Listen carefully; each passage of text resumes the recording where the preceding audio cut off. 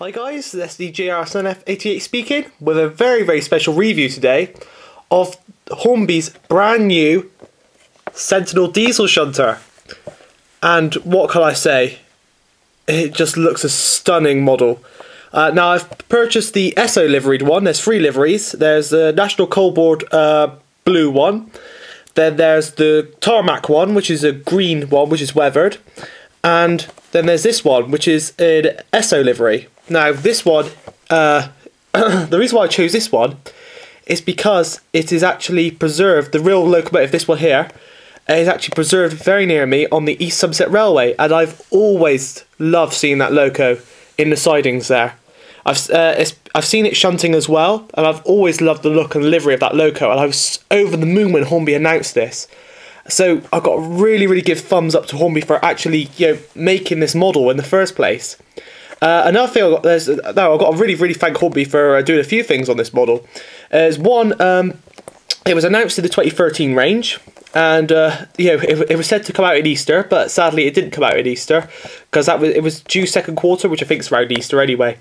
Sadly it didn't. I saw the first time I saw this model in the flesh was the prototype on the Hornby stand at the Swindon Railway Festival, and back then the axle boxes you can see here were extremely large, and everybody was saying that they were over the top in size. They were way too big, and some people, because the National Coalboard one and the tarmac one have yellow axle boxes, and they stood out, and everybody was saying they nicknamed them Smarties basically because they were way too big and bright.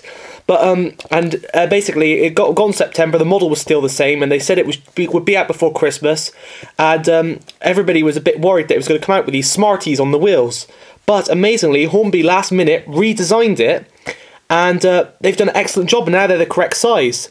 And another thing is, when Hornby say that they're going to release something, you got to take it with a pinch of salt.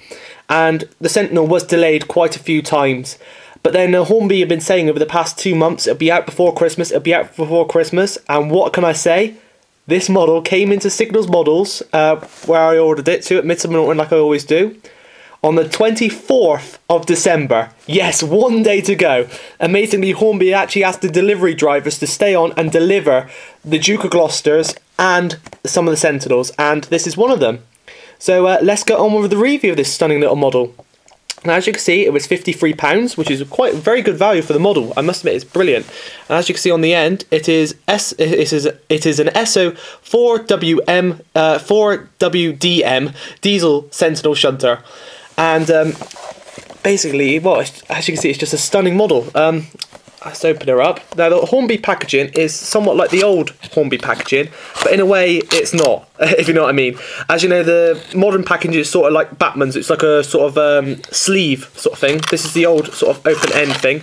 Well, the easiest way to describe it, it's more like a wagon packaging, as it's precisely like what their new wagons come in, as you can see here. And there we go. You see, you really get a good impression of the model. Now, it does come with some separately fitted items. It comes with these things. Now, these basically are parts of the buffer beam. As you know, Sentinels, you can probably see it just about here, have a very large buffer beam, as with most shunters. Batman have done the same thing with their recent 03 shunters. And basically, if you want to, you can remove the NEM coupling. They are NEM pockets. You can remove the NEM coupling, and you simply plug one of these into the socket and give it the full buffer beam, and then you could add your own 3-link chain coupling or whatever you want to do with it. But yeah, it comes with the same sort of packaging as wagons, which is very interesting. A bit different, but it's extremely strong. It's very well packed. There's little bits of foam on the end to stop the grills from being knocked about. And first impressions, it is a very smart model. So let's get it on a little bit of a plinth, well, my little weathering plinth, and have a closer look at her. Right, here she is on a little display piece of track, which I use to display my weathered locos. And from the first view, she is just a stunning model. When I got her out of the box, she is extremely heavy, as the whole chassis appears to be die-cast. She's very weighty, let's just say. So that will provide good traction for shunting. Now let's have a closer look at the model. Let's start with the wheels. Now the wheels are not, well, the centre of the wheels are not shiny. I was expecting them to be shiny or maybe black, but Hornby have done a really clever idea and have actually painted them a sort of the only way I could really sort of describe it is sort of like a 29 colour. Like a 29, Humbrol 29, which is basically like a brake dust colour. And I must say, it looks very effective. Now, sorry about the colour constantly changing on the camera view, but that's more like the proper colour of it now, what you can see. It looks a bit plasticky, changing light-wise because I'm reviewing it, and obviously the sun's pretty low, so it's making the colour of the model look a bit weird. But the model actually is, the plastic is actually the colour of the model.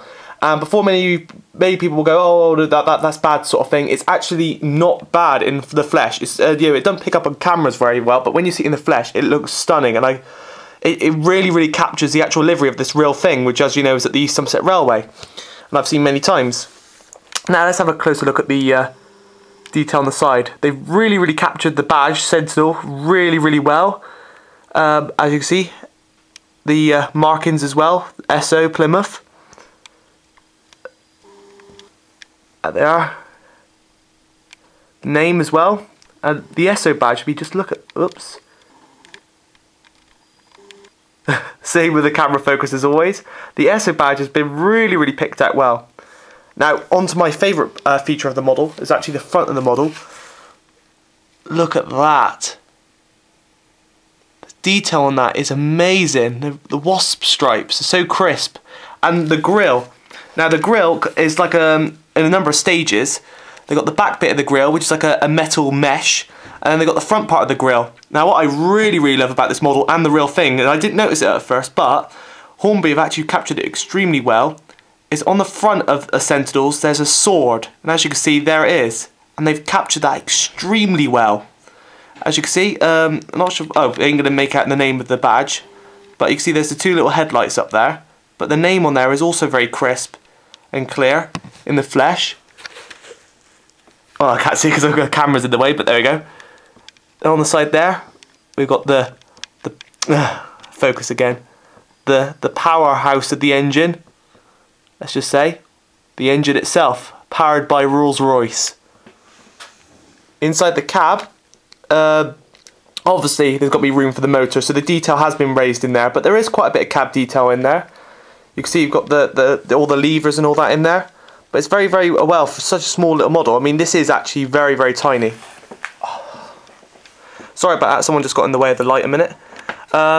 Anyway, onto the rear of the loco, and as you can see, we've got that beautiful sword again, on a sort of a grille effect, but it's not the same as the front, as on the real thing, there is no grille there. They just made it look like there is a grille there, sort of to make the loco look, well, basically look precisely like the front sort of thing, so give it a sort of a good look rather than having a flat face on the back sort of thing, I suppose.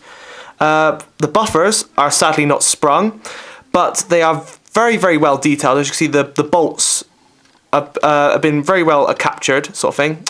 I'm not having very much luck for the camera today. The wasp stripes are beautifully added. They are so bright and crisp, just like the ones on the real thing. And we can see the detail on the steps here, and also on the running plate at the top there. They've even added the metal texture there. So when the loco, when it was raining, the crew climbing onto the loco would not slip. So that has been very well captured, considering that is also that part of the model is actually die cast. Onto the top of the loco, we got the exhaust up there, and we got a few little cab details. All of that is moulded. Separately fitted handrails, I must add that as well down the sides. So yeah, all in all, it's a very good model. Well, extremely good model in fact, but I do have one criticism with it. Now basically, as you know, as many of you know, I've been having trouble with a few of my recent acquisitions, let's just say, and sadly this one is no exception, I mean, and as you can see down here on the track, there is a windscreen wiper, and the windscreen wipers are separately fitted, and as you can see, the windscreen wiper on the left here has sadly snapped off. Now, I'm not sure what to do. I'm not sure whether to glue it back on myself or to send it back, as there's nothing else wrong with this model. The only problem is I am very unlucky when it comes to using glues, let's just say.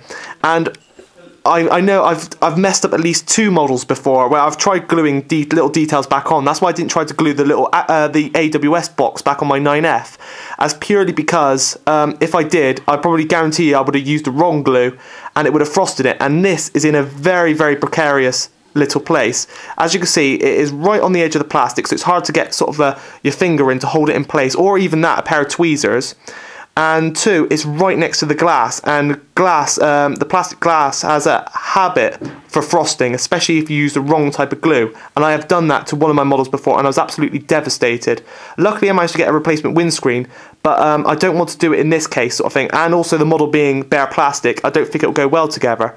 So, but I'm sure if any people on RM Web are watching this, I'm sure that some of you know what glue to use. So if you could leave a suggestion on what glue to use in this sort of situation, and I'll give it a go. But if not, I'll see if I can send the model back, sort of thing. Because yeah, really, I would like this model to be perfect, because considering that I've seen the real one, I love the real one so much, sort of thing. And it's a bit of a shame just to have the little loose windscreen wiper snap off, sort of thing. But apart from that, the model is absolutely excellent. Now let's get her on the little test track and see how she actually runs. Right, here she is on the layout, which today is Compton Quay. As you probably know, the main layout is still out of action, and besides, Compton Quay is the main layout she will be used on, as it is a small shunting layout, a dockside shunting layout, which is just perfect for her. So let's see how she goes over the cobbles. Go forwards first. And look at that lovely little crawl. I have to stop it there because the buffers are just out of shot there. And then reverse.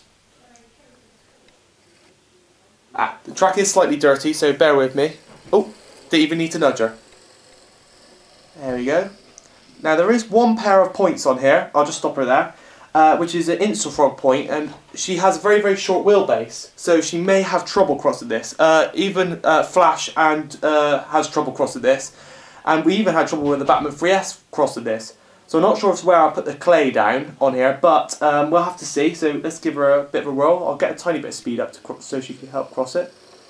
Got that right. And look at that, no trouble whatsoever. Let's get her in forwards and hook her up to a little train just there I've set up. Gently does it. Yeah, really beautiful crawl. Oh, come on. I really need to clean the track. And plus I haven't given her a proper run in yet anyway. But yeah, we've hooked her up here to a Batman tanker, which is an ESSO one appropriately. And also on the back of that we got the brand new Hornby LMS CCT unit in BR Crimson livery. So let's get her moving these out, and I'll shunt them into the front siding, basically, right in front of the camera there. Gently does it. I'm also running her, the controller I'm using today is basically a bolt standard Batman controller from a train set, if I haven't mentioned that. Switch pair of points.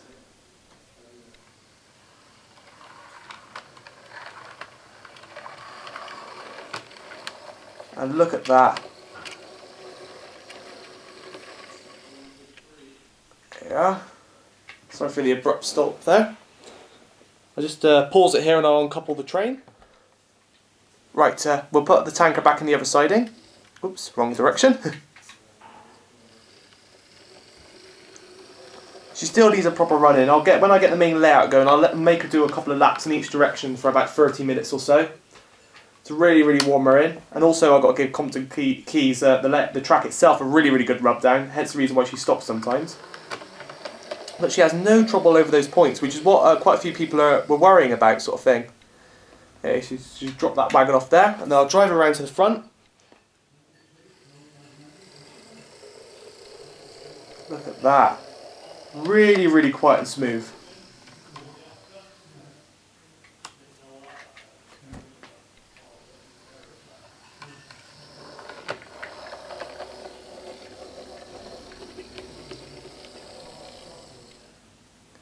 And there you have it, the Hornby Sentinel.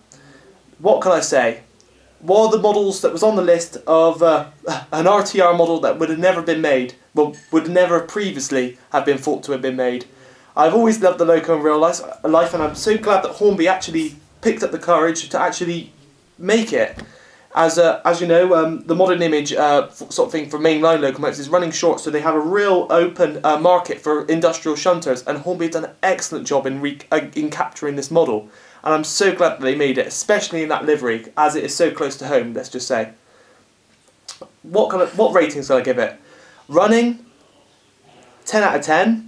Or I'll give it a 9 out of 10 for running, just in case people have a few trouble with it running on points at extremely slow speeds, as I'm sure it probably would stop at extremely slow speeds. So 9 out of 10 for running, but excellent, quiet, smooth.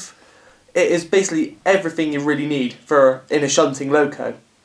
Detail, I would say is, I'll give it again a 9 out of 10, purely because the windscreen wiper came off of mine. But I'm sure that will be sorted out, and I'm sure other models don't have that problem. As always, it's probably just me with that sort of thing. Livery's got to be 10 out of 10. You know, even though if it is just basic plastic background, the basic plastic colour, they've done an excellent job. And when you see it in the flesh, you cannot tell the difference. It is brilliant, and Hornby have done an excellent job with that. And all the little badges on the side and plaques, they're so well picked out, and the sword on the front. Packaging, I would give. Let's be a bit. I'll say 9 out of 10 again. It is not as it's a bit slightly different to the let's just say a normal loco packaging, but it is extremely safe, and it has kept my model extremely safe in transit. Apart from the windscreen, but then again that probably came off in the factory sort of thing. So anyway, what do I give this model altogether? I easily will give it a 10 out of 10, even though I've said 9 out of 10. It makes no sense. It's just a brilliant model. A model that everybody thought would never be made. It's actually been made. And I must say, Hornby, I hope Hornby do a load more liveries of this model in the future. So anyway, this has been SDJR Sentinel 88 speaking, and thanks for watching.